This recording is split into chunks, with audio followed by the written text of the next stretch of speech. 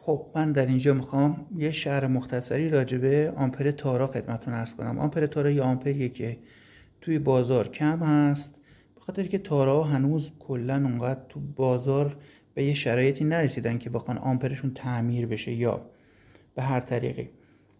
آمپر تارا توی بازار به دو صورت هست. یه نوع آمپر اتوماتیک هست، دارای اتوماتیک که معروفن به K132 که اینجا من یه مدل برچسبش نشون شما بدم. این هست، مسئول شرکت ازام، آرم سازپویش روش هست، پلمپ سازپویش هست و شکل ظاهریش هم به این سبک هست.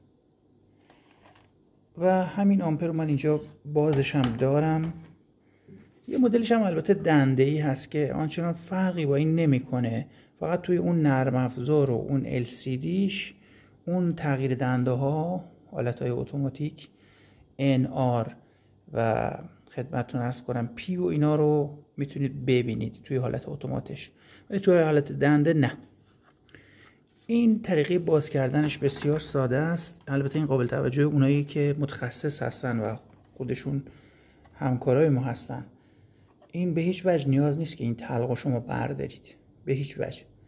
شما میتونید این قاب و تلق رو با هم از کنارها به صورت یک جا جدا کنید با باز کردن این خارهایی که اینجا هست و حالا اون پلمپی که اونجا هست با دقت باز بکنید. البته این برای بحث تعمیرات هست، حالا بعضی هم که برای کم کردن کیلومتر این کار میکنن که اون توی مبحث من نیست. این آمپر یه سوکت داره و تعداد پیناش هم 2 4 6 8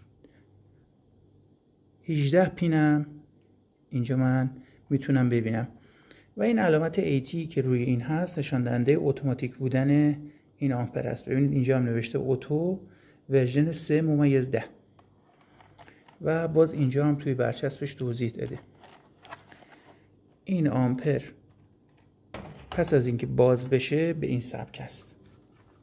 حالا دیگه مراحل بعدیش که در آوردن اقربا هست و جدا کردن این صفحه آمپر هست و باز کردن این فلت هست و شما میتونید این صفحه آمپر رو برگردونید و اون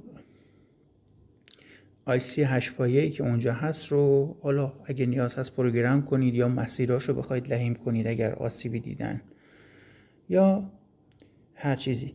ببینید این آمپر به طور کلی در زبان فنی خودرو بهش میگن ICN.